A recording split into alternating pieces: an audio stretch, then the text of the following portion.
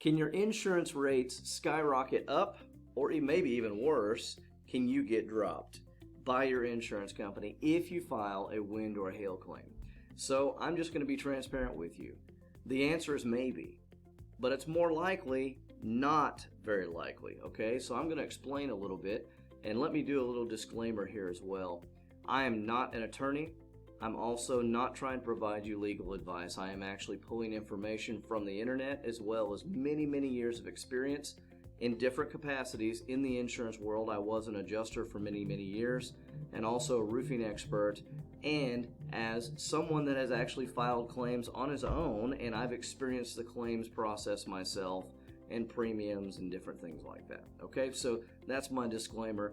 So in general, the answer is no, your rates cannot be increased and you cannot be dropped for a weather-related or what we call a comprehensive claim, okay, or a non-chargeable claim. They know that when a hailstorm or windstorm comes into your neighborhood that you can't pick up your house and move it away, right? So it's not your fault. Now, if you leave the stove on and set your house on fire, or if you leave the water on and flood your basement, or if your home gets vandalized often, those are things that make you a high-risk person or a high-risk individual in the insurance company's eyes.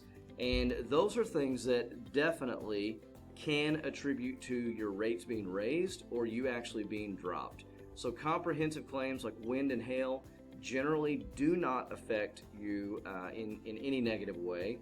However, there are some exceptions. So let me go ahead and pull a couple articles here. I'm going to show you, just as an example, that it's not just coming from me. These are outside sources. So this is a comprehensive claim. That's a non-chargeable or weather claim. Typically, multiple comprehensive claims do not affect your insurance rate unless you file 3 or more in 3 years. So that's the key, really, in most of these cases is how many times do you file a claim? Do you file claims all the time? Or do you maybe you've never filed a claim, or maybe the last time you filed a claim, maybe your basement flooded and it was 5 or 6 years ago, but other than that, you've never filed a claim. If that's you, then you likely are not going to have any exception or any additional changes on your policy or get dropped or rates raised, very likely, because they are not going to look at you like a high-risk individual because you're not filing claims habitually, okay? In addition to that, as far as being dropped, I'm actually here on the Department of Insurance page, and it says, when can an insurance company cancel my homeowner's coverage during the policy term?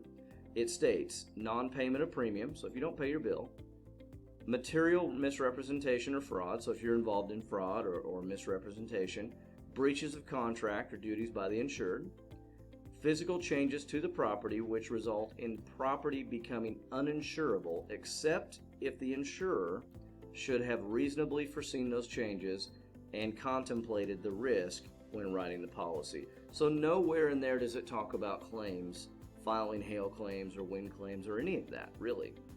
So you don't have to really worry about that too much. So the answer is maybe, but most likely not. And I hope that clarifies a few things. A lot of people are concerned, oh my gosh, I have hail damage or I have wind damage to my roof and I really need one, and all my neighbors have new roofs, but I don't want my rates to go up and I definitely don't want to get dropped. So I hope that helps clarify some of the myths, and hopefully you don't feel that anxiety about the situation anymore. So if you have legitimate hail damage and you have not filed multiple claims in the last 3 years, then very likely there will be absolutely no effect at all. So hopefully that helps you make a decision one way or another.